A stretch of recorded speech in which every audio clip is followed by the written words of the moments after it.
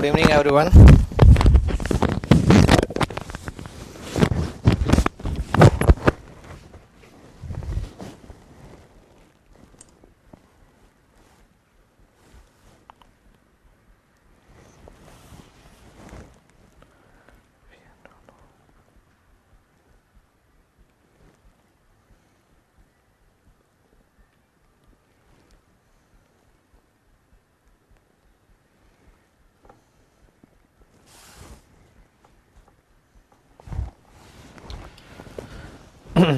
तो अपन ने कल कहाँ तक पढ़ लिया था?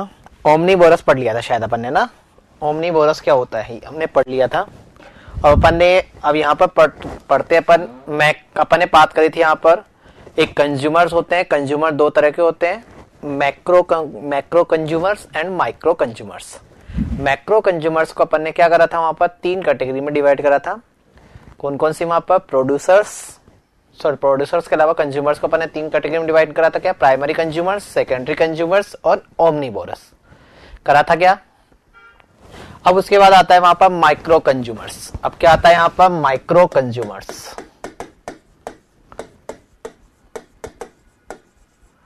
अब क्या आता है यहाँ पर? Micro consumers. माइक्रो कंज्यूमर्स क्या होते हैं वहां पर? माइक्रो कंज्यूमर्स का मतलब होता है वहां पर डीकंपोजर। मतलब क्या होगा? जैसे कोई इंसान मर गया, कोई जानवर मर गया, उस जानवर जो मर गया उसको क्या करना? डीकंपोज करने वाले जो होते हैं उसको अपन बोलते हैं वहां पर माइक्रो कंज्यूमर्स। और डीकंपोज करना ही क्या कहलाता है वहां पर?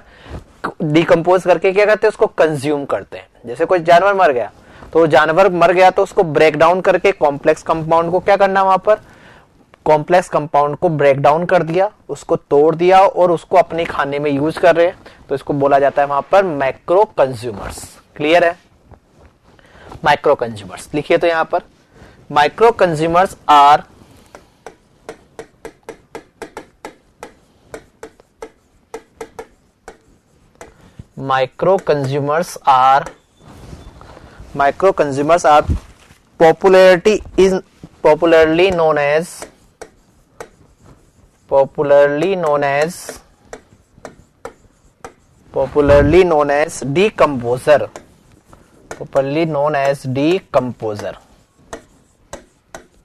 popularly known as decomposer.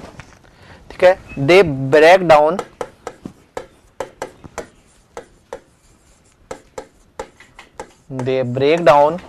complex compound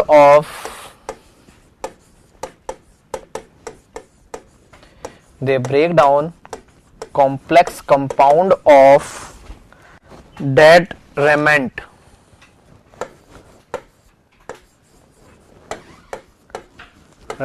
of flora and fauna.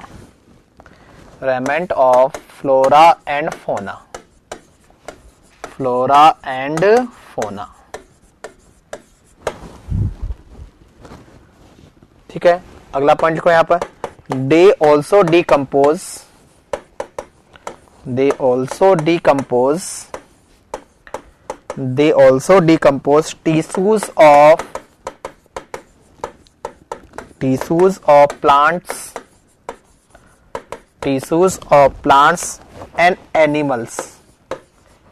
tissues of plants and animals into micronutrient.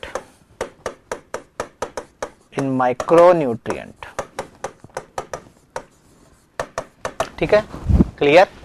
अब यहां पर एक चीज और बोली जाती है, यहां पर इनका एक दूसरा नाम और होता है, they are also known as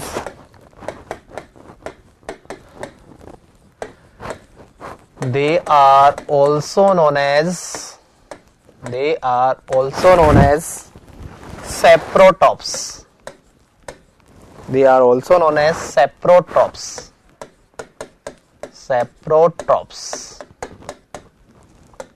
are also known as saprotrophs. Clear है यहां तक? कोई भी दिक्कत? अब आता है यहां पर टाइप ऑफ इकोसिस्टम। देखो इकोसिस्टम एड डालो यहां पर, type of ecosystem.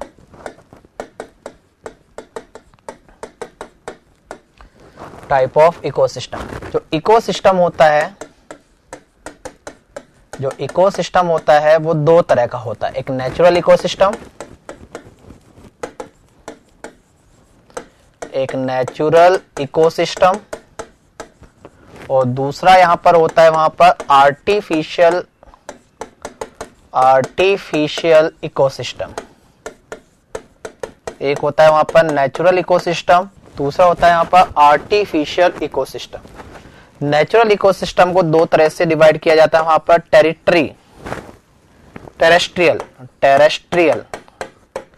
Terrestrial ecosystem, दूसरा यहां पर होता है मरीन इकोसिस्टम।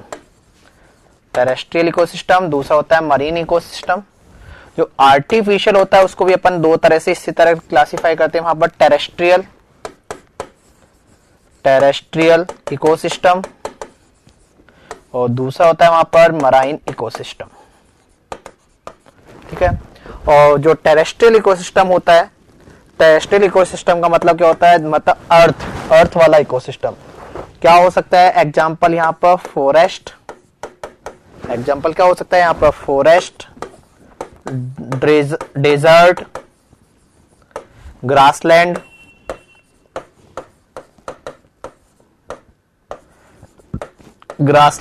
और अगला हो सकता है यहां पर टुंड्रा।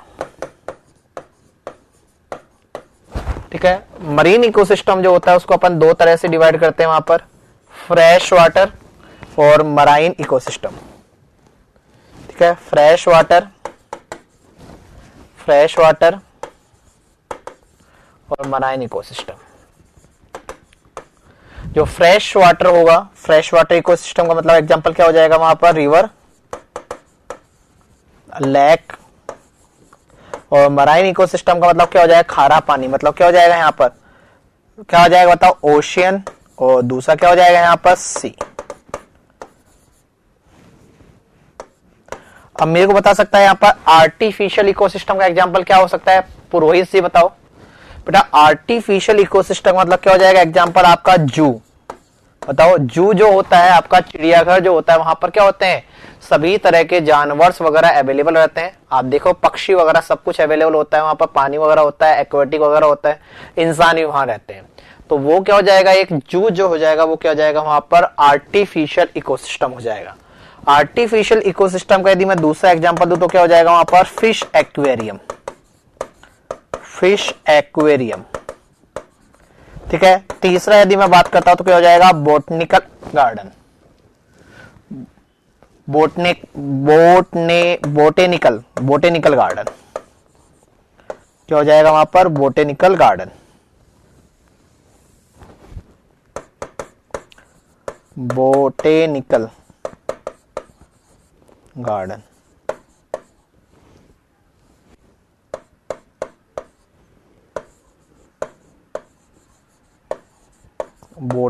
गार्डन। ठीक है। हाँ, वाइल्ड लाइफ सेंचुरी बोल सकते हो आप एक तरीके से, वाइल्ड लाइफ सेंचुरी बिल्कुल। मतलब वाइल्ड लाइफ सेंचुरी वैसे अपन आपके सिलेबस में नहीं है, wild life sanctuary is the example of the ecosystem. बना लीजिए, लिख लीजिए, इसको लिख लीजिए।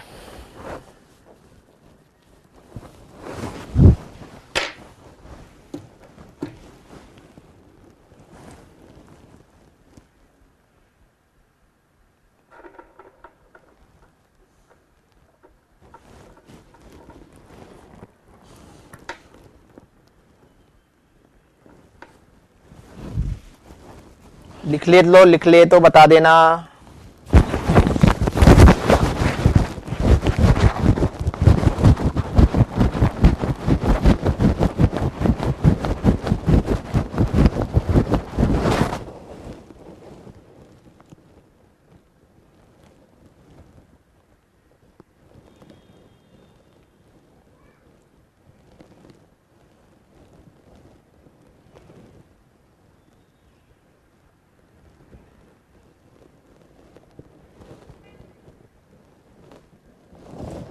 लिख लिया बेटा। आप लेट ज्वाइन करे हो आज, सही। आज सब अपन ने स्टार्ट करा था यहां से, माइक्रो कंज्यूमर्स में।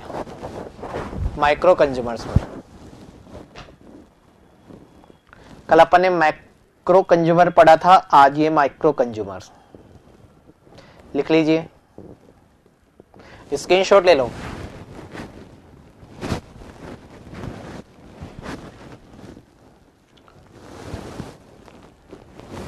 है, सेकंड स्लाइड का स्क्रीनशॉट ले लो, ले लिया। थर्ड स्लाइड, ठीक है, आगे बढ़े अब।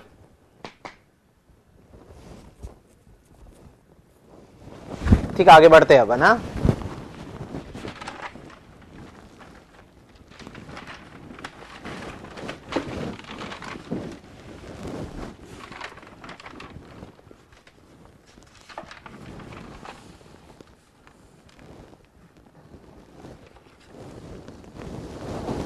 ठीक है, अब आगे बात, अब आगे आता है फंक्शन ऑफ द इकोसिस्टम। डालो यहां पर फंक्शन ऑफ इकोसिस्टम, कि इकोसिस्टम का जो फंक्शन है वो क्या है। Function of the ecosystem, ecosystem का फंक्शन क्या है बात है बेटा, वहां पर इकोसिस्टम का फंक्शन है वहां पर एनर्जी का फ्लो करना। पहला जो फंक्शन है वो क्या हुआ वहां पर, एनर्जी का फ्लो करना। कि कैसे एनर्जी का फ्लो, कैसे कि जो प्रोड्यूसर्स होंगे, प्रोड्यूसर्स क्या करेंगे वहां पर सन की प्रेजेंस में अपना खाना बनाएंगे। प्रोड्यूसर्स क्या करेंगे वहां पर, प्राइमरी कंज्यूमर्स को अपना खाना प्रोवाइड करेंगे। प्राइमरी कंज्यूमर्स क्या करेंगे, हार्निवोरस को क्या करेंगे वहां पर खाना प्रोवाइड करेंगे। और ये कार्निवोरस क्या करेंगे वहां पर, ओमनीवोरस को खाना प्रोवाइड करेंगे। तो ये क्या हो रहा है यहाँ पर, एनर्जी का फ्लो हो रहा है नहीं हो रहा, बताओ।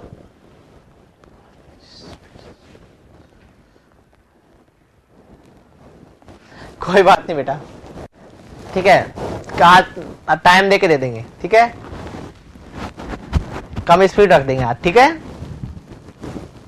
बताओ एनर्जी का फ्लो मतलब क्या हुआ, जो प्रोड्यूसर्स होंगे, प्रोड्यूसर्स क्या करेंगे, खाना बनाएंगे। और प्रोड्यूसर्स क्या करेंगे वहां पर, प्रोड्यूसर्स से खाना लेकर यहाँ क्या करेंगे, प्राइमरी कंज्यूमर्स अपनी एनर्जी को क्या करेंगे वहां पर पैदा करेंगे, मतलब ठीक है। उसके बाद में यहाँ पर क्या करेंगे, प्राइमरी कंज्यूमर्स हो गए, ये क्या आ जाएंगे वहां पर, सेकेंडरी कंज्यूमर्स। उसके बाद क्या जाएंगे वहां पर, थर्डरी कंज्यूमर्स। तो ये सब वहां पर क्या हुआ, एक इकोसिस्टम का पार्ट हुआ कि वहां पर ये इसका काम है खाना बनाना, प्राइमरी कंज्यूमर इस पे डिपेंड है। यदि यहाँ पर ये नहीं होगा, जैसे मैंने बोल दिया कि वहां पर यदि प्रोड्यूसर्स नहीं होंगे, प्राइमरी प्रोड्यूसर्स नहीं होंगे, तो प्राइमरी कंज्यूमर्स जिंदा रह पाएंगे क्या, प्राइमरी कंज्यूमर्स के पास एनर्जी आ पाएगी क्या, बताओ। यदि प्रोड्यूसर्स नहीं होंगे तो प्राइमरी कंज्यूमर्स के पास एनर्जी आ पाएगी क्या, नहीं आ पाएगी। तो इकोसिस्टम का मतलब क्या है, वहां पर सभी के सभी का अवेलेबल होना और सब एक दूसरे को क्या करते हैं वहां पर, एनर्जी ट्रांसफर करते हैं। और यही काम किसका होता है वहां पर, इकोसिस्टम का होता है कि एनर्जी को क्या करना वहां पर, ट्रांसफर करना, ठीक है। एनर्जी को क्या करना वहां पर, ट्रांसफर करना। क्लियर है, बोलो, एनर्जी को क्या करना वहां पर, ट्रांसफर करना।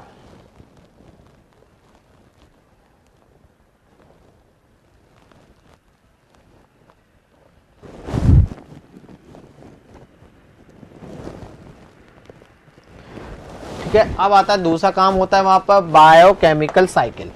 ठीक है, बायोकेमिकल साइकिल का मतलब क्या हुआ, बायोजियोकेमिकल साइकिल, ये तो नया ही वर्ड आ गया भाई। बायोजियोकेमिकल साइकिल क्या मतलब क्या हुआ, अब बताओ। आपके पास कोई मैटर है, आपके पास कोई मैटर है और इस मैटर को ट्रांसपोर्ट करने के लिए, इस मैटर को ट्रांसपोर्ट करने के लिए पाथवे की आवश्यकता है या नहीं है, या बिना पाथवे के यह मैटर चला जाएगा।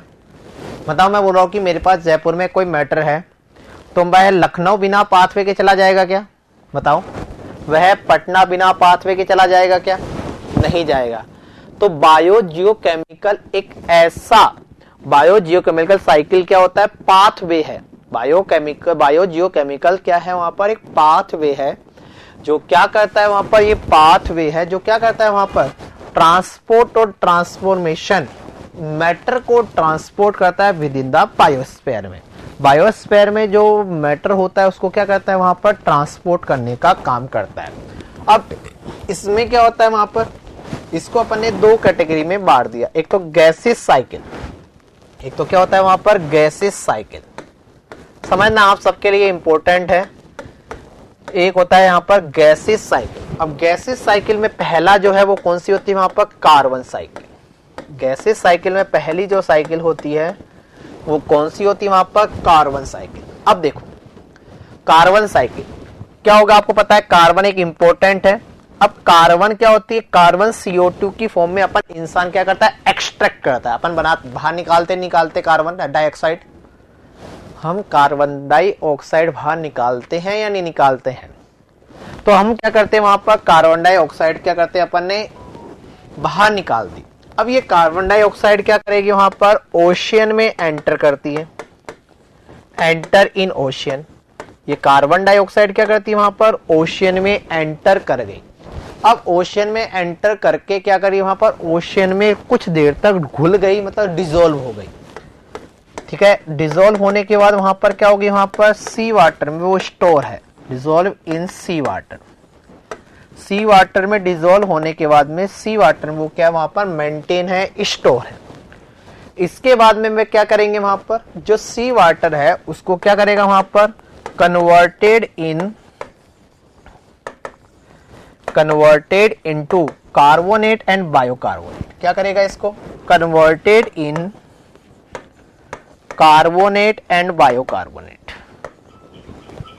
Converted in carbonate and bicarbonate. Converted in carbonate and bicarbonate. Convert कर दिया, कन्वर्टेड इन बायोकार्बोनेट। और कार्बोनेट को कन्वर्ट करने के बाद में ये किस में कन्वर्ट हो जाता है वहां पर? कैल्शियम कार्बोनेट में कन्वर्ट हो जाता है। किस में कन्वर्ट हो जाता है? ये कैल्शियम कार्बोनेट में कन्वर्ट हो जाता है। अब कैल्शियम कार्बोनेट को क्या करता है वहां पर? कैल्शियम कार्बोनेट को जो वहां पर जो एक्वेटिक लाइफ होती है, एक्वेटिक लाइफ वहां पर मछलियां हो सकती है, एक्वेटिक लाइफ वहां पर एल्गीज हो सकती है, एक्वेटिक लाइफ जो भी है वो क्या करती है वहां पर? यूज करती है। और उनको यूज करके क्या करती है वहां पर? Produce, use to produce cell. Use to produce क्या हुआ? सेल हुआ। समझ आया? ये है कार्बन साइकिल। आप लोग कभी सुना होगा कि वहां पर हम जो कार्बन डाइऑक्साइड बाहर निकालते हैं वो भी एक इकोसिस्टम को मेंटेन रखने के लिए क्या है वहां पर? जरूरी है। वो कार्बन डाइऑक्साइड भी इकोसिस्टम को मेंटेन रखने के लिए क्या है वहां पर? जरूरी है। क्लियर है? बोलो, क्लियर है या नहीं है? अरे बोलो। कार्बन डाइऑक्साइड अपन ने बाहर निकाली, कार्बन डाइऑक्साइड ओशन में चली जाएगी, ओशन के पानी में डिजोल्व हो जाएगी। वहां पर क्या हो जाएगा? वो कार्बोनेट और बाइकार्बोनेट में कन्वर्ट हो जाएगा। कार्बोनेट और बाइकार्बोनेट कन्वर्ट होने के बाद वहां पर क्या बनेगा? Calcium carbonate. और कैल्शियम कार्बोनेट का यूज करके एक्वेटिक लाइफ क्या करती है वहां पर? सेल प्रोड्यूस करती है। क्लियर है?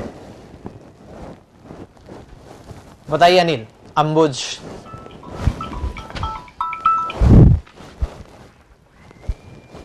क्लियर है क्या? अरे बोलो। ठीक है, इसी तरह वहां पर क्या होती है? नाइट्रोजन साइकिल होती है। इसी तरह क्या होती है वहां पर? नाइट्रोजन साइकिल होती है। इसी तरह क्या होती है वहां पर? ऑक्सीजन साइकिल होती है। ठीक है, हमको पता होना चाहिए वैसे ऐसी साइकिल होती है, अपन को डिटेल में नहीं पूछा जाएगा। ऑक्सीजन साइकिल हो गई, कार्बन साइकिल हो गई। ठीक है, डिटेल में वहां पर ESC वगैरह का जो एग्जाम होता है वहां पर ESC पूछा जाता है। ठीक है, और दूसरा होता है वहां पर सेडिमेंट्री साइकिल। सेडिमेंट्री साइकिल दूसरी क्या होती है वहां पर? Second sedimentary cycle.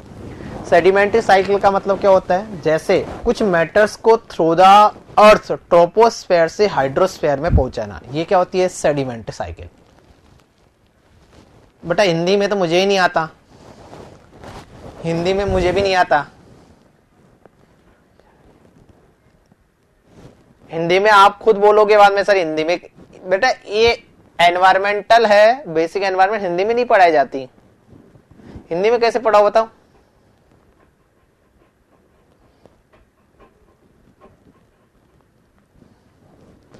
मैं जो बोल रहा हूं उसको हिंदी में लिख लीजिए, और इससे ज्यादा हिंदी तो मैं नहीं कर पाऊंगा यार।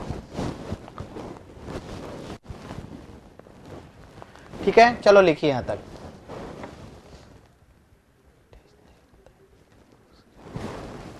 तो इसका कितना मार्क्स का आ गया बेटा? मैं कल देख के बताऊं इसको, इसका वेटेज क्या है ये मैं कल देख के बताता हूं ना। यहां पर सबका वेटेज मैं कल देख के बताता हूं आपको।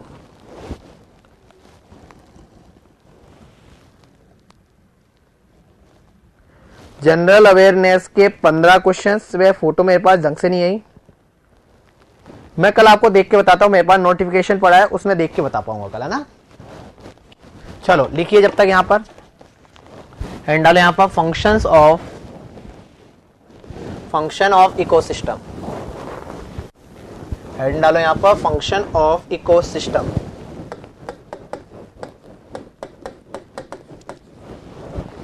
Function of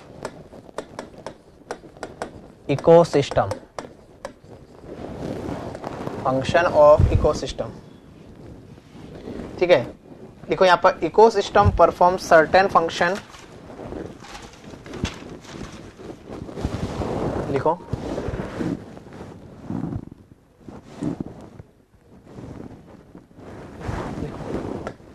ecosystem perform certain function, ecosystem perform certain function which is given below, which is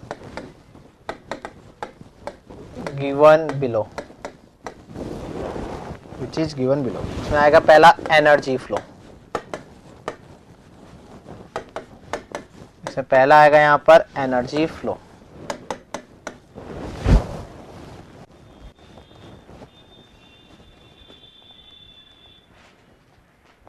बेटा आरआरबी 1 सीवीटी 1 का कोर्स तो हो गया होगा ना आपका, सीए एनवायरमेंट सीवीटी 2 का है, ये बेसिक एनवायरमेंट आपका सीवीटी 2 का है, सीवीटी 1 का नहीं है। हाँ बिल्कुल सही बोले हो, यहाँ पर एल के 15 नंबर का सीवीटी 2 में, ये सीबीटी 2 का है एनर्जी फ्लो। तो यहां पर इकोसिस्टम मेंटेन, बेटा ये लगभग 24-25 घंटे की है बस, कितने दिन में हो जाएगा 24 मतलब 24 भी नहीं है, 18 से 20 घंटे का मॉड्यूल है बस, 18 से 20 घंटे भी कोई बात नहीं, हो जाएगा आपका। सीबीटी 1 आने तो दो, अभी तो नोटिफिकेशन नहीं आया। ecosystem maintain themselves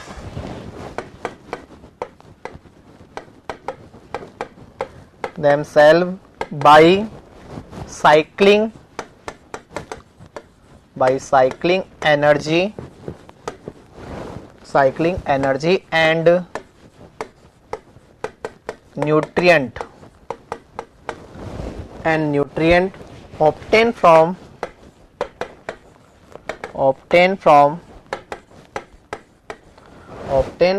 external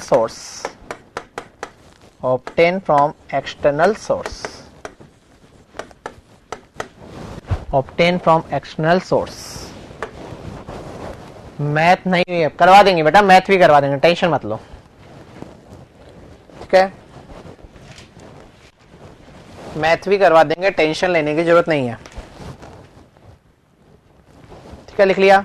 अगला एनर्जी फ्लो हो गया, आगे लिखिए बायोजियोलॉजिकल साइकिल, दूसरा biogeochemical cycle, biogeochemical cycle, biogeochemical cycle. देखो इसमें biogeochemical cycle are biogeochemical cycle are pathway, cycle are pathways for transport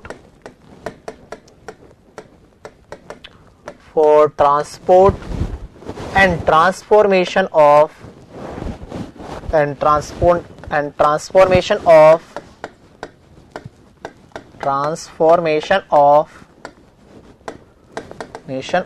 matter within biosphere,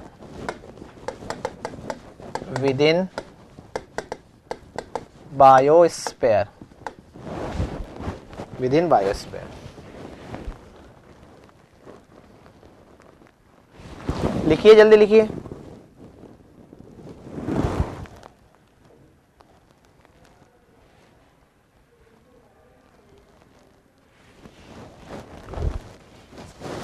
ठीक है, आगे लिखो। Biogeochemical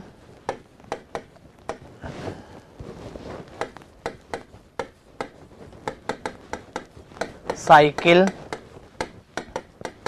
is divided into two category. Is divided into two category.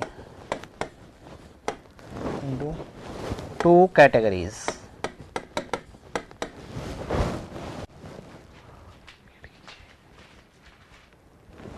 ठीक है, कौन सा आएगा पहला? इसमें ए लिखो यहां पर, गैसेस साइकिल। बहुत ज्यादा डिटेल में नहीं जाना अपन को इसमें। Gases cycle,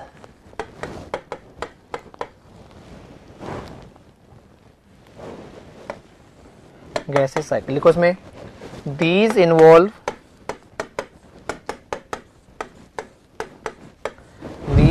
the transformation of transportation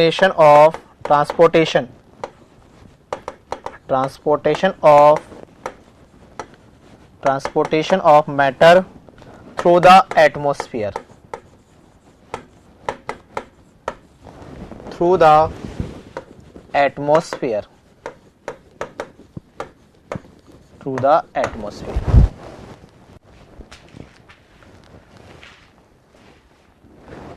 बेटा समझा तो दिया सब कुछ, समझाने के बाद तो लिखा रहा हूं। तो आगे लिखो यहां पर, गैसेस साइकिल कौन कौन सी होती है? Gases cycle are three types. Gases cycles are three type. Gases cycle are three type. कौन कौन सी होती है? ए कार्बन साइकिल,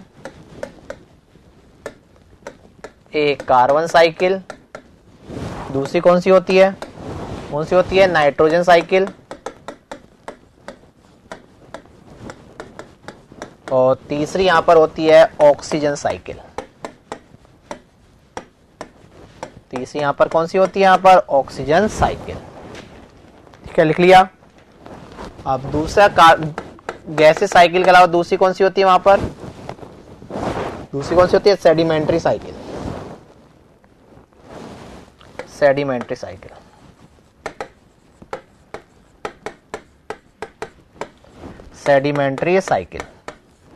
डिफरेंस समझ आ गया होगा आपको गैसेस साइकिल और सेडिमेंट्री साइकिल में।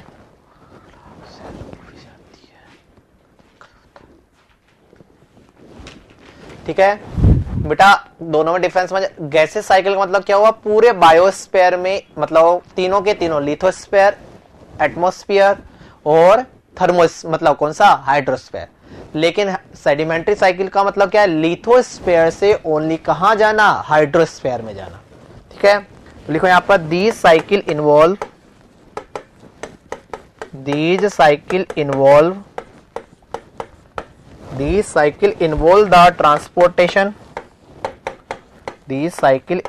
The transportation of matter through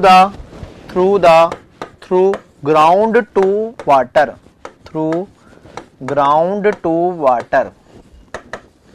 ground से कहां जाना? पानी के अंदर जाना। क्लियर है? बोलिए यहां तक।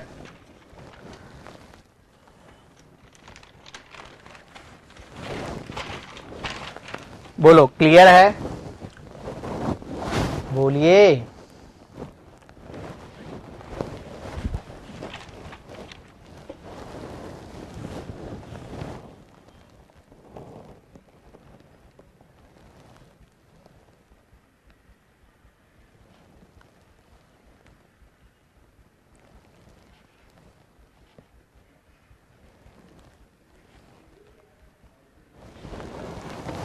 चलो अब अगला टॉपिक पे बात करते हैं। यहाँ पर अगला टॉपिक आता है आपका फूड चेन।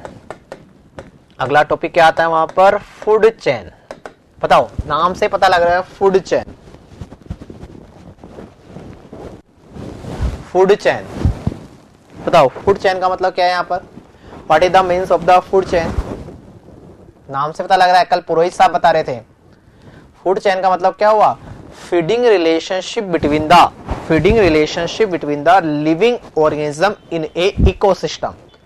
एक इकोसिस्टम में जो भी लिविंग ऑर्गेनिज्म होती है, मतलब बायोटिक जो चीजें होती है, उसमें खाने के लिए आपस में क्या रिलेशनशिप है?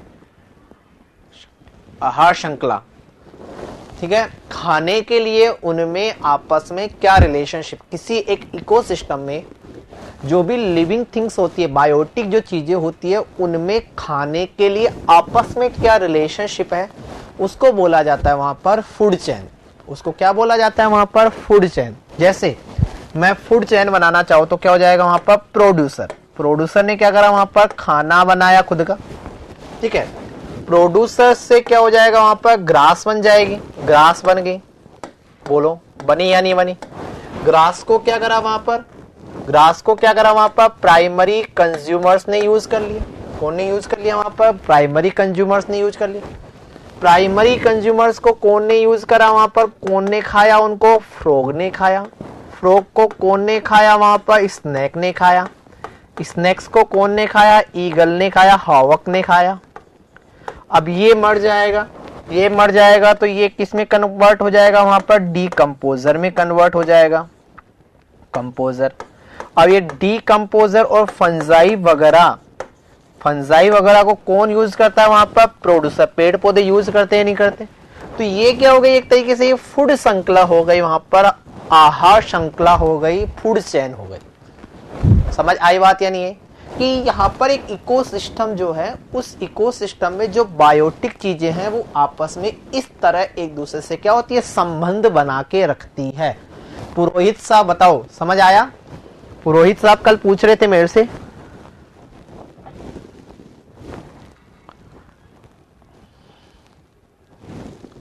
ठीक है। तो मतलब वहां पर ये क्या होती है? एक यूनिडायरेक्शनल होती है कहानी की, ये जो होती है ये क्या होती है? Unidirectional transfer of the food energy from producer to consumers and consumers to producers.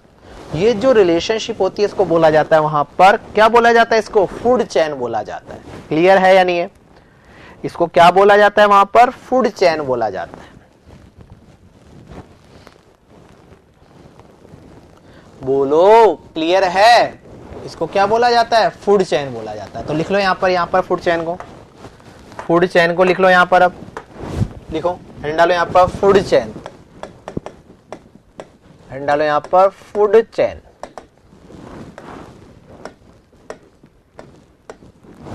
Head डालो यहां पर फूड चेन, लिखो यहां पर it is the feeding relationship,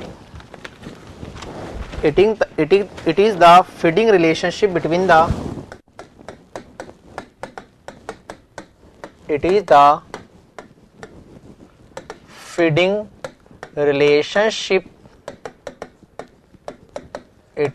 feeding relationship between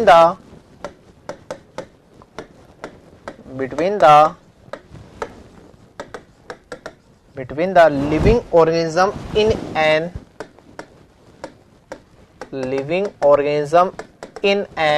ecosystem.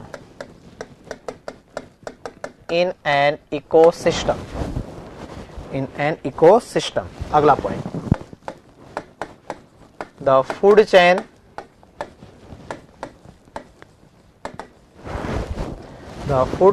is defined as the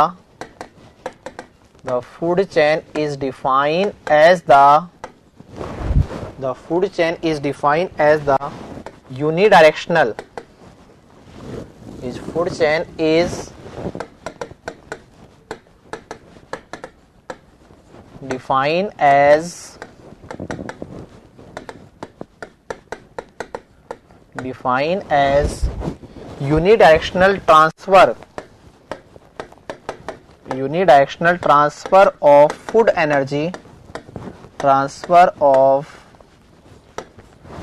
energy from producer to from producer to consumer, from producer to consumer through a series of organism, through a series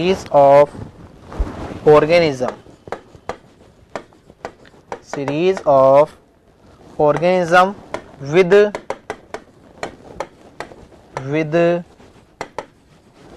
repeated eating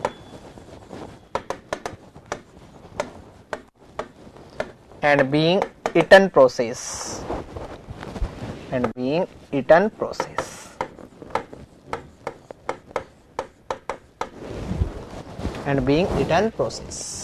ठीक है, लिख लिया।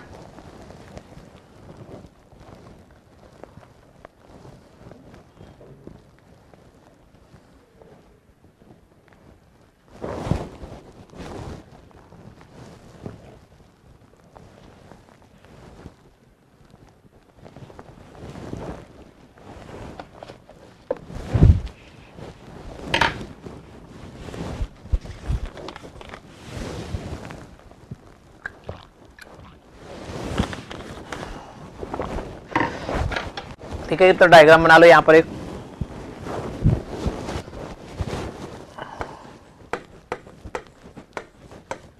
इस तरह food chain बना लो।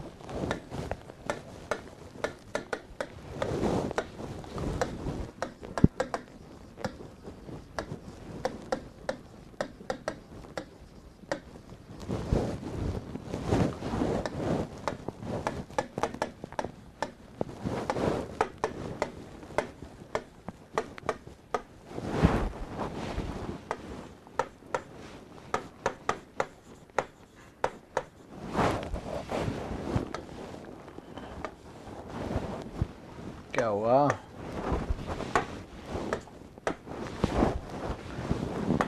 Board hang हो गया।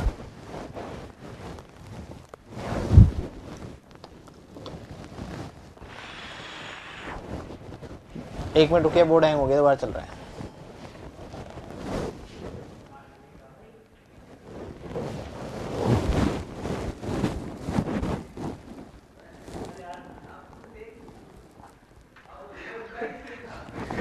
प्रदीप ये क्या हो गया? बोर्ड को बंद हो गया चलता चलता।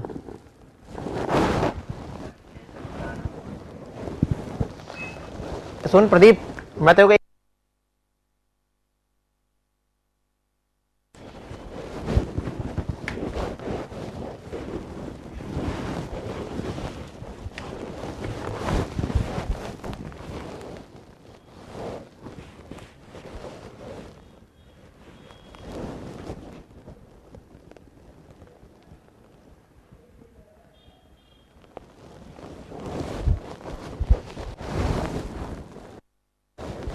बेटा चाइना का माल नहीं है, इंडिया का ही माल है। हो जाता है। अच्छा पूरा चला गया, वाह, पूरा लिखना पड़ेगा, दोबारा बना देता हूँ, कोई बात नहीं। अभी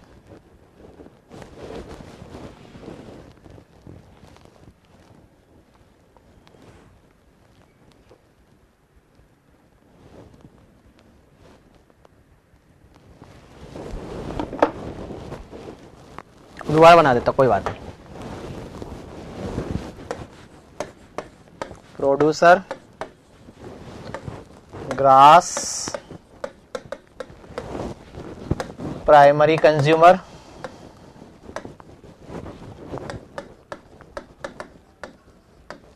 प्राइमरी कंज्यूमर को क्या बोलते हैं अपन? ग्रास ऊपर भी बोलते हैं, इसको क्या भी बोला जाता है वहां पर?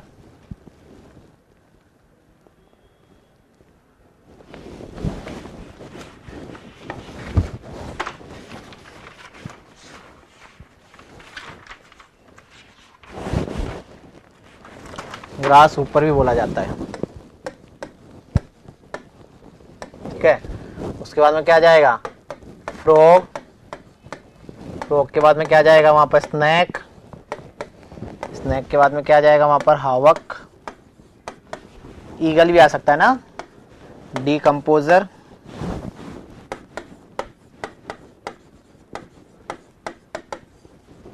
ठीक जाएगा, डीकम्पोजर बाद में क्या जाएगा, प्रोड्यूसर। बना लो 2 मिनट में आ रहा हूं।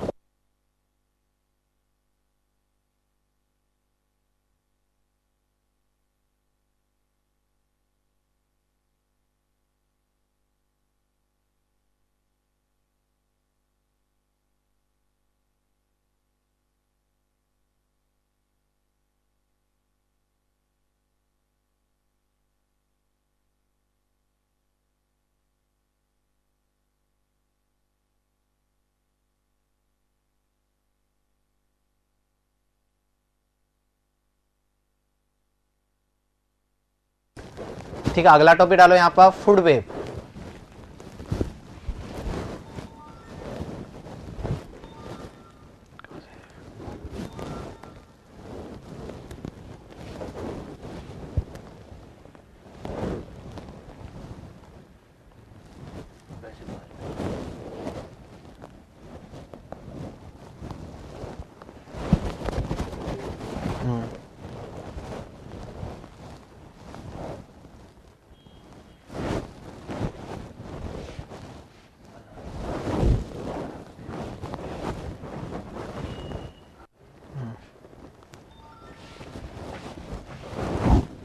रुक जा एक बार, रुक जा।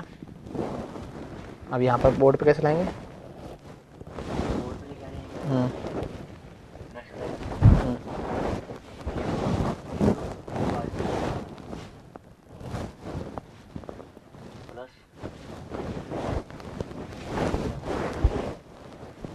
रोटेट नहीं हुई, रोटेट नहीं हुई, रोटेट कैसे हो सकती है?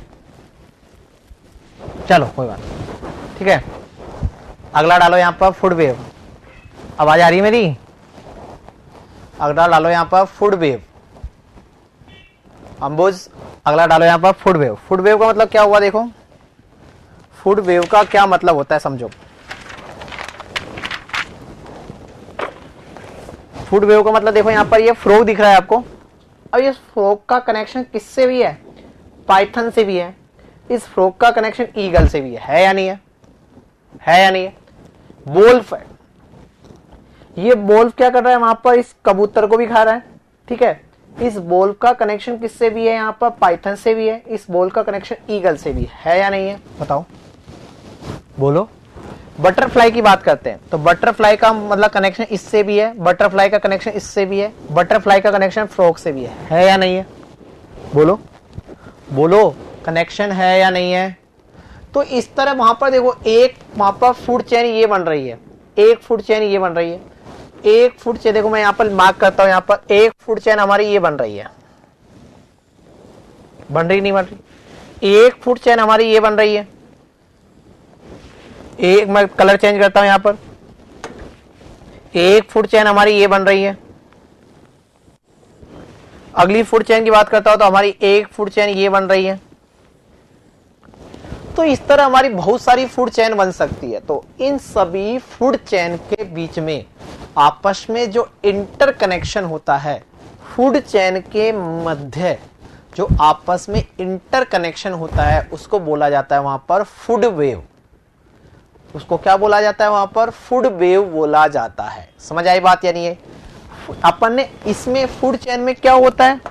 फूड चेन में तो वहां पर एक जो होता है, वहां पर फूड चेन में खाने वाले का एक दूसरे खाने वाले के साथ रिलेशन देखते हैं, ठीक है। लेकिन यहां पर अपन क्या देख रहे हैं? एक फूड चेन का दूसरी फूड चेन के साथ इंटरकनेक्शन क्या है, उसको बोला जाता है वहां पर फूड वेव। बेटा समझ आया या नहीं आया? फूड चेन और फूड वेव में डिफरेंस समझ आया या नहीं आया? बोलो। फूड चेन और फूड वेव में डिफरेंस क्लियर है? क्लियर है? चलो तो लिखिए, अब मैं लिखा देता हूं फूड वेव क्या होता है। फूड वेव के बारे में लिखिए अब। अच्छा, अरे यार, ठीक है, लिखिए फूड वेव।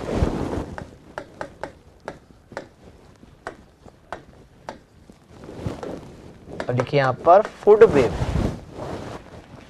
देखो, complete network of interconnection food chain. Food wave is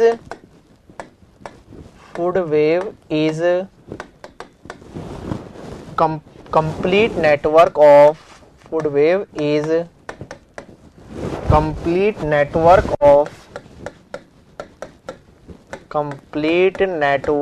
of interconnected food chain.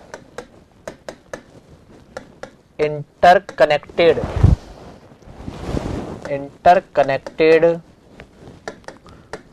food chain. It show more stability in the ecosystem. It show, जितनी, ये बताओ आप, इसमें रिलेशनशिप जितनी ज्यादा होगी हमारा इकोसिस्टम उतना ही ज्यादा होगा. कैसे? जैसे मैं बताता हूँ, यदि यहाँ पर स्नैक नहीं हुआ तो भी हमारी रिलेशनशिप काम करेगी या नहीं करेगी? कैसे? स्नैक नहीं हुआ तो यहाँ पर ग्रास को रेट ने खाया, रेट को वोल्फ ने खाया, वोल्फ को ईगल ने खा लिया, तो सबको खाना मिल रहा है नहीं मिल रहा? क्योंकि इकोसिस्टम का मतलब क्या होता है? हर कोई जो भी वहां पर प्रेजेंट है, जो भी ऑर्गेनिज्म वहां पर प्रेजेंट है, वो वहां पर सरवाइव कर पाए, अपने आप की प्रोड्यूस कर पाए. यही पढ़ाया था कल मैंने कि जो ऑर्गेनिज्म वहां पर प्रेजेंट है वो अपने आप की वहां पर जनसंख्या को बढ़ा सके, अपने आप को सरवाइव कर सके. तो वहां पर जितने ज्यादा इकोसिस्टम मतलब फूड चेन अवेलेबल होगी, फूड वेव जितना स्ट्रॉन्ग होगा, वहां पर हमारा इकोसिस्टम उतना ही क्या होगा, वहां पर स्ट्रॉन्ग होगा. ठीक है, चलो लिखिए. It show more stability. It show more stability in the ecosystem.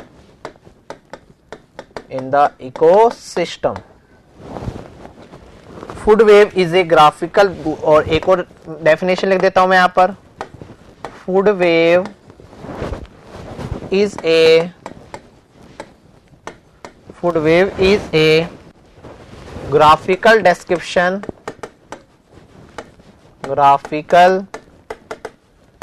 Food wave is a graphical description of feeding relationship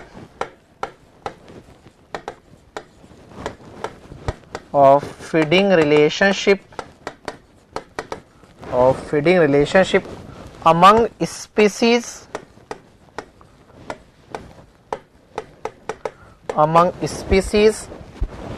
in an ecological community.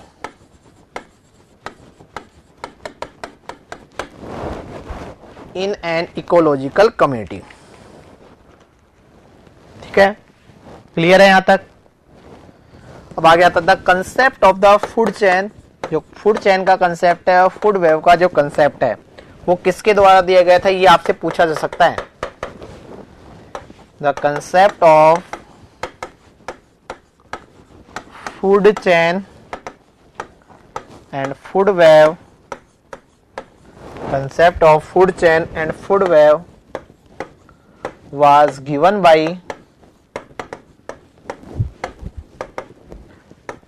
Charles Elton. ये साइंटिस्ट का नाम है, याद रखना, पूछा जा सकता है. ये आपसे क्या हो सकता है, पूछा जा सकता है.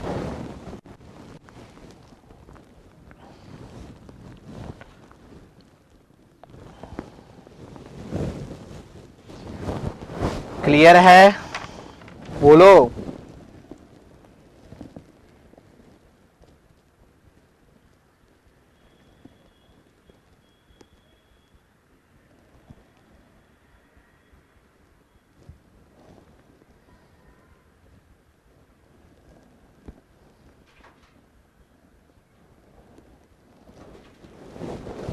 ठीक है, अब अगला डालो, अगला टॉपिक इकोलॉजिकल पिरामिड. अगला टॉपिक डालो यहां पर इकोलॉजिकल पिरामिड. Ecological pyramid.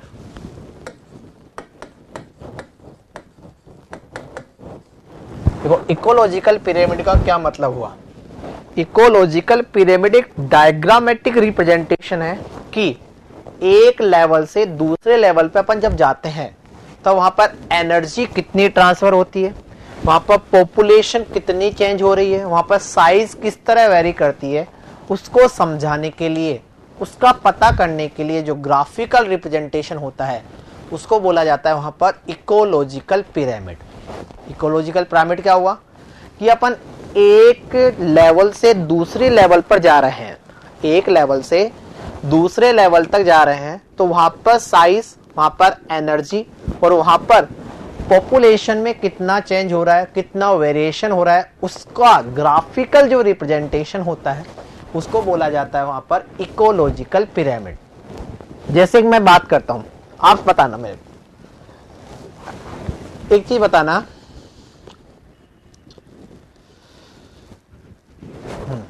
जैसे बात करते हैं, मेरे पास वहां पर 100 किलो जूल एनर्जी है, मेरे पास वहां पर 100 किलो जूल एनर्जी है, तो मैं किसी दूसरे इंसान को एनर्जी ट्रांसफर करनी है तो मैं पूरी की पूरी एनर्जी ट्रांसफर कर दूंगा क्या? मेरे पास माना कि 100 किलो जूल एनर्जी है, तो मैं मेरे पास की पूरी 100 किलो जूल की 100 किलो जूल एनर्जी दूसरे इंसान को ट्रांसफर कर दूंगा क्या? इंसान नंबर सेकंड को ट्रांसफर कर दूंगा कि नहीं करूंगा? क्यों नहीं करूंगा? क्योंकि मेरे को अपने आप को सरवाइव करने के लिए, अपने आप को मेंटेन रखने के लिए, अपने आप को मेंटेन रखने के लिए वहां पर कुछ एनर्जी की क्या होती है? आवश्यकता होती है। तो इसी तरह वहां पर एक लेवल से दूसरे लेवल तक कितनी एनर्जी ट्रांसफर हो रही है, उसको यदि मैं ग्राफिकल फॉर्म में रिप्रेजेंट कर देता हूं तो उसको अपन क्या बोलते हैं? वहां पर इकोलॉजिकल पिरामिड बोलते हैं।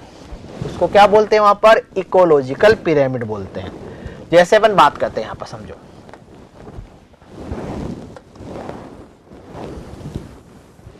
उसको अपन क्या बोलते हैं? वहां पर इकोलॉजिकल पिरामिड बोला जाता है। आप बताओ, माना प्रोड्यूसर के पास में 100 किलो जूल एनर्जी है, तो प्रोड्यूसर अपनी पूरी की पूरी 100 kilo joule energy primary consumer को ट्रांसफर कर देगा क्या? बताओ, यदि प्रोड्यूसर के पास 100 किलो जूल एनर्जी है तो प्रोड्यूसर अपनी पूरी की पूरी एनर्जी को ट्रांसफर कर देगा क्या? नहीं करेगा। उसके पास भी, वो खुद भी अपने आप को सरवाइव करने के लिए खुद को क्या चाहिए होती है? कुछ एनर्जी चाहिए होती है। तो यहां पर आ गया, यहां पर प्रोड्यूसर, तो प्रोड्यूसर के पास में क्या होती है? सबसे ज्यादा एनर्जी होती है।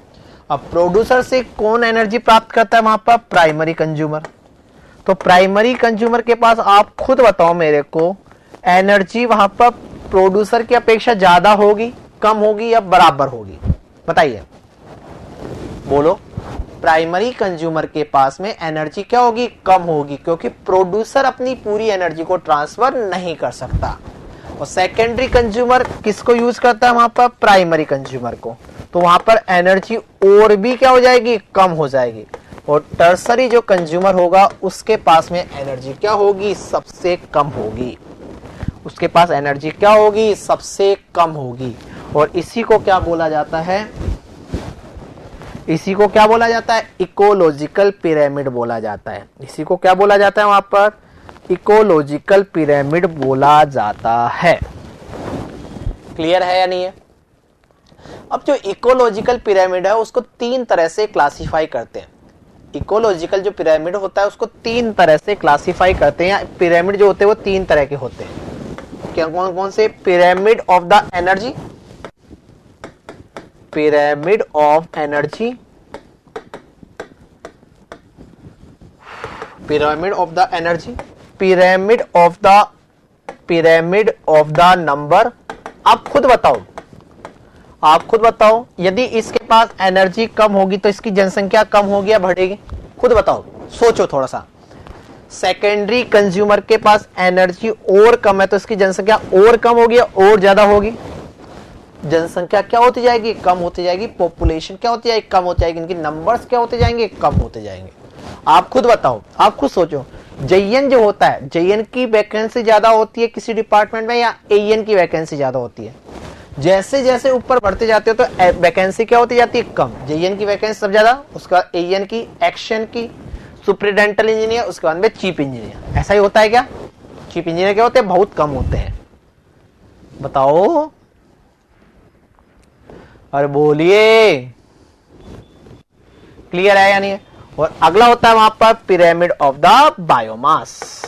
इस तरह वहां पर पिरामिड जो होते हैं वो क्या होते हैं, यहां पर 3 तरह के होते हैं। अब pyramid of the energy, pyramid of the energy को समझाने के लिए, पिरामिड ऑफ द एनर्जी को समझाने के लिए वहां पर एक वैज्ञानिक आया था, वहां पर रेमंड नाम का, वहां पर एक रेमंड नाम का वैज्ञानिक आया था।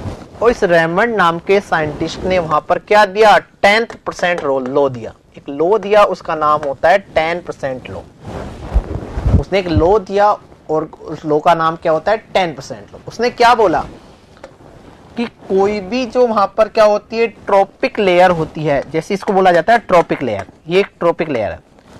कोई भी जो ट्रॉपिक लेयर है वो दूसरी ट्रॉपिक लेयर को, ये दूसरी ट्रॉपिक लेयर हो गई, दूसरी ट्रॉपिक लेयर को केवल और केवल 10% एनर्जी ही ट्रांसफर करता है। कोई भी ट्रॉपिक लेयर, कोई दूसरी ट्रॉपिक लेयर को केवल और केवल 10% एनर्जी ही क्या करता है, ट्रांसफर करता है। 90% एनर्जी वो अपने आप के सर्वाइवल, अपने आप के प्रोडक्शन, अपने आप को सरवाइव करने के लिए क्या करता है, वहां पर सेव करके रखता है उसको। या 90%, या मैं ये भी बोल सकता हूं किसी भी ट्रॉपिक लेयर को 90% एनर्जी अपने आप के सरवाइव के लिए आवश्यक होती है, वह केवल 10% एनर्जी ही ट्रांसफर कर सकता है। समझ आया नहीं है? इसी को बोला जाता है 10th लॉ। और ये किसके द्वारा दिया गया था, वहां पर रेमंड्स के द्वारा दिया गया था। बोलो क्लियर है, बोलो क्लियर है।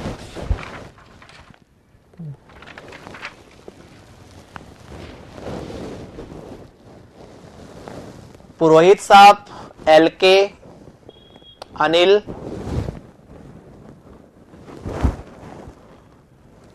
पुरोहित, LK, अनिल, क्लियर है बेटा?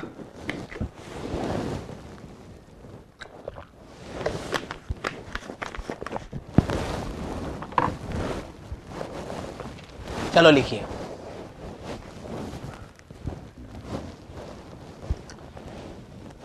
तो हेड डालो यहां पर इकोलॉजिकल पिरामिड।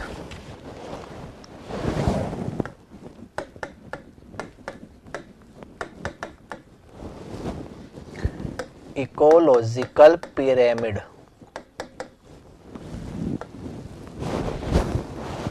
इसका डायग्राम बनाओ।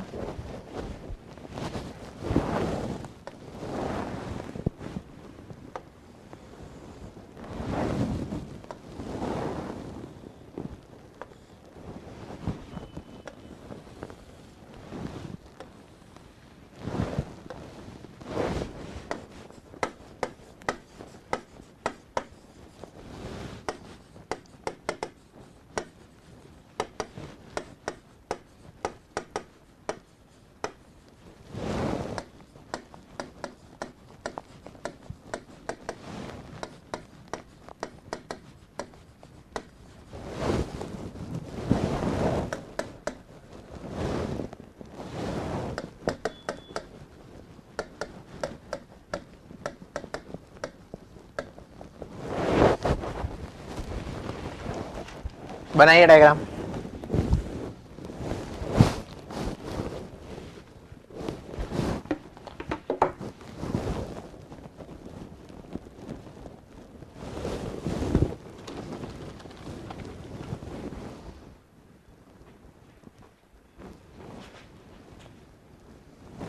ठीक है, लिखे, आगे लिखिए। लिखो, ecological pyramids are diagram, ecological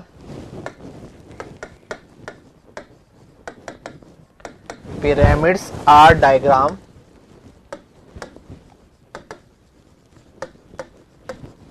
ecological pyramids are diagram that illustrate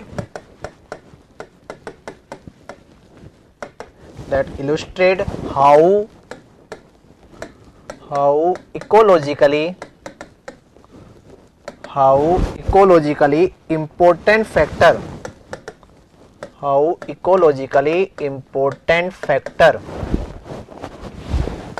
how ecologically important factors such as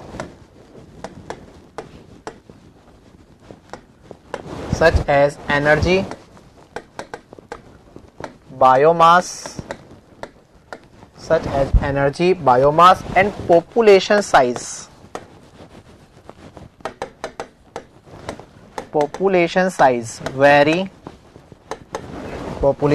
vary between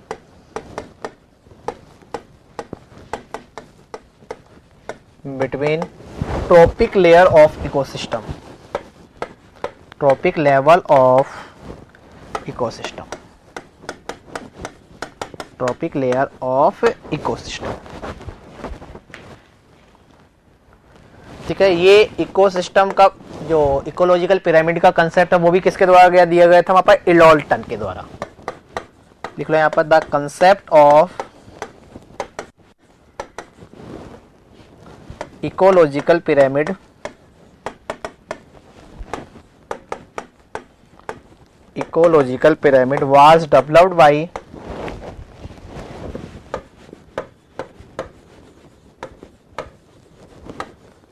was developed by Charles Elorton।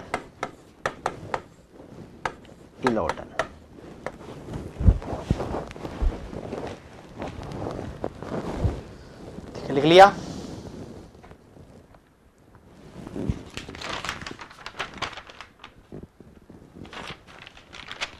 ठीक है, आगे ecological pyramid may be of the following three types। ecological pyramid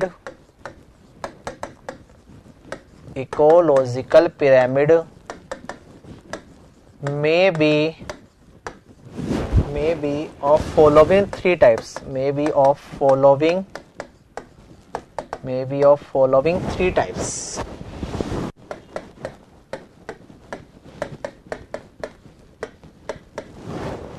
पहला, pyramid of the energy,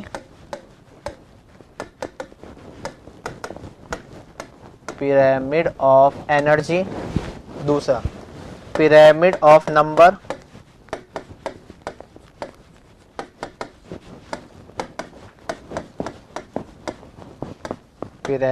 number, तीसरा pyramid of biomass.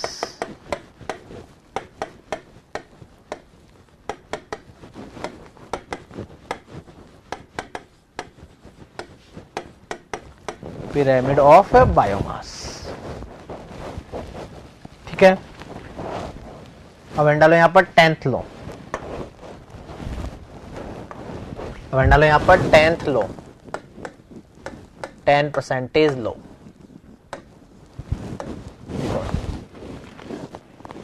It is given by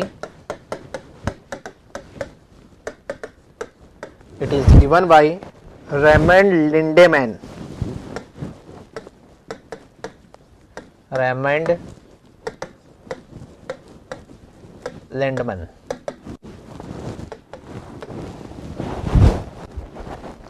According to him,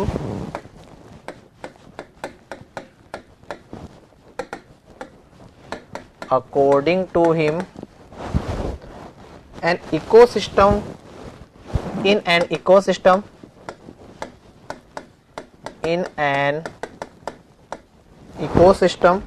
when energy is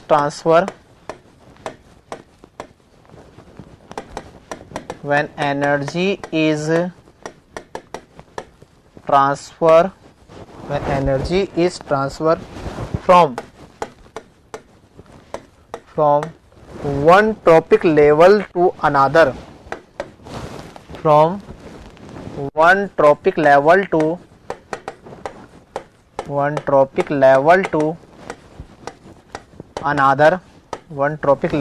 another, then 90% of energy is used to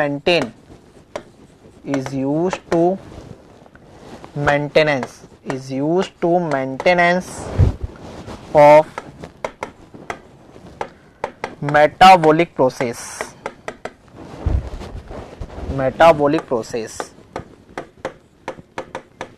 and only 10% energy is transferred, 10% energy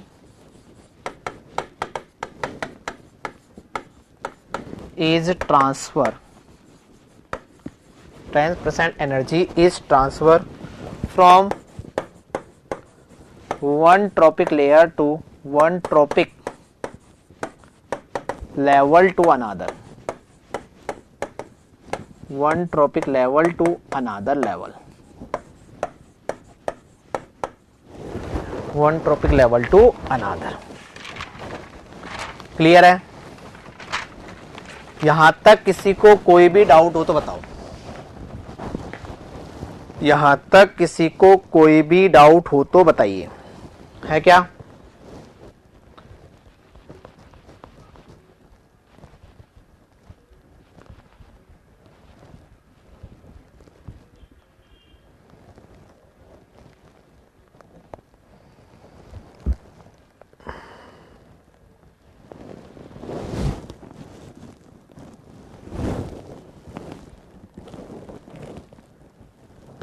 ठीक है, आप कुछ events environment से related, कुछ events है, कुछ international days है, वो अपन को लिखना है। ये लिखना है, इसमें समझाने की कोई भी बात नहीं है, बस छापना है। मैं लिखते जा रहा हूं, आपको छापते जाना है। इवेंट्स कुछ समझाने की चीज होगी तो मैं समझा दूंगा। Event and international days related to environment, related to environment.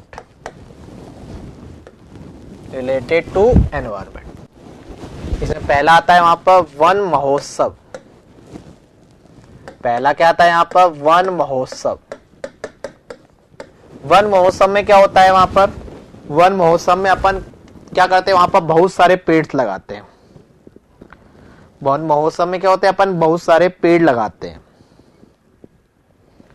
ठीक है, बस इसमें एक लाइन लिख लो यहां पर, इट वाज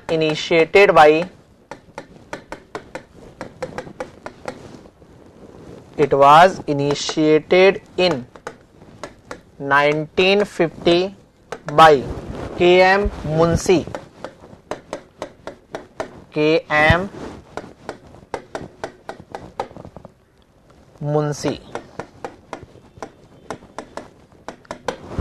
ठीक है, अगला वर्ल्ड एनवायरमेंटल डे। बताओ, आप खुद बताओ, आप जीके पढ़ते हो, वर्ल्ड एनवायरमेंटल डे कब आता है? बताओ, वर्ल्ड एनवायरमेंटल डे कब आता है? वर्ल्ड एनवायरमेंटल डे कब आता है? वर्ल्ड एनवायरमेंटल डे कब आता है? पता है किसी को? वर्ल्ड एनवायरमेंटल डे आता है वहां पर 5 जून को। वर्ल्ड एनवायरमेंटल डे कब आता है? 5 जून को। अगला आता है वहां पर अर्थ आवर।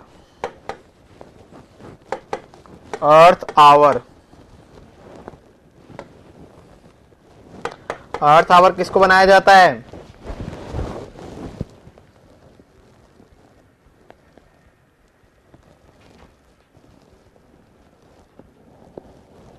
अरे बेटा, 22 सितंबर को नहीं आता है, 5 जून को आता है world environmental day. Earth hour क्या होता है?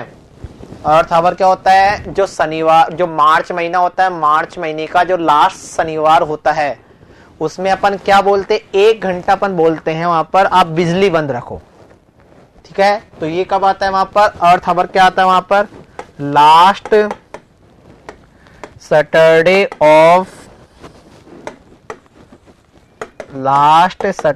Of March. जो मार्च का लास्ट सैटरडे होता है उसको, वो क्या होता है वहां पर? अर्थ आवर होता है। ठीक है, वो क्या होता है वहां पर? अर्थ आवर होता है। हाँ बोल। मैं क्लास में हूँ अभी, मैं भी क्लास में बात करूंगा। मैं कौन आ रहा? तू बना लेना। नहीं तू बना ले, मैं कौन आ रहा हूँ ना। ठीक है भाई, मैं भी क्लास में हूँ यार।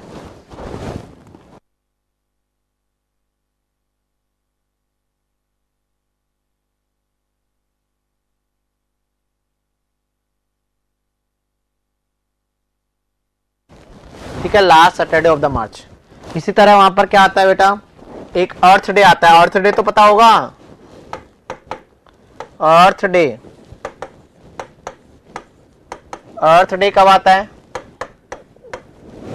बोलो अर्थ डे कब आता है, बताओ अर्थ डे कब आता है।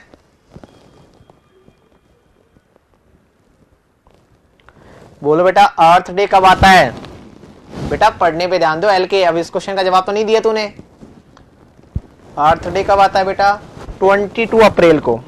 अर्थ डे कब आता है बेटा, 22 अप्रैल को। लिख लो, ये सब क्वेश्चन आएगा यहां से एक, यहां से एक क्वेश्चन पक्का आएगा, यहां से एक क्वेश्चन पक्का आएगा। लिख लिया। अगला, international day for biological diversity. International day for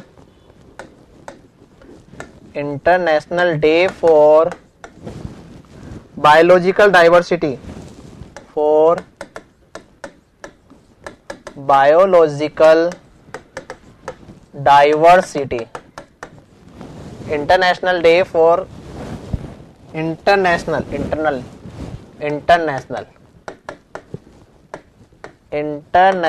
day for biological diversity कब आता है, ये आता है बेटा 22 मई को। कब आता है ये, 22 मई को। कब आता है, 22 मई को। अगला, world wetland day. World wetland day ये आता है वहां पर 2 फरवरी को। 2 फरवरी को। अगला आता है वहां पर world ozone day. World ozone day, जो वर्ल्ड ओजोन डे है वो कब आता है वहां पर, 16 सितंबर को। वर्ल्ड ओजोन डे कब आता है वहां पर, 16 सितंबर को। ठीक है। अगला, world water day. World water day, world water day आता है वहां पर 22 मार्च को। वर्ल्ड वाटर डे कब आता है, 22 मार्च को। क्लियर है यहां तक। चलो ये तो पता है आपको, एक चीज तो पता है। चलो क्लियर है यहां तक। यहां तक किसी को भी कोई डाउट हो तो बताओ।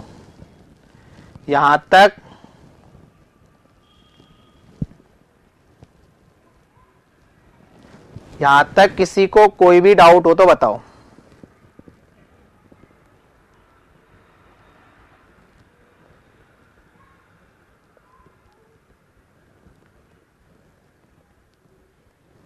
यहां तक किसी को कोई भी डाउट हो तो बताइए। है क्या, किसी को कोई डाउट है क्या, क्लियर है। चलो ठीक है, तो आज की क्लास अपन यहीं फिनिश करते हैं। कल फिर से मिलेंगे। अपना पहला चैप्टर कंप्लीट हो चुका है। अपना पहला चैप्टर कंप्लीट हो चुका है, बेसिक ऑफ एनवायरनमेंट। कल अपन पढ़ेंगे second chapter, ozone depletion, global warming, इनके बारे में। ओजोन डिप्लीशन और ग्लोबल वार्मिंग के बारे में पढ़ेंगे कल अपन। ठीक है बेटा, पहली क्लास में सिलेबस बता दिया था। आप कहां थे उस समय, कहां थे भैया। भारत जोड़ो यात्रा में गए हुए थे क्या, भारत जोड़ो यात्रा में गए हुए थे क्या। क्या पता आप राहुल गांधी जी के साथ साथ कदम से कदम मिलाए चल रहे थे।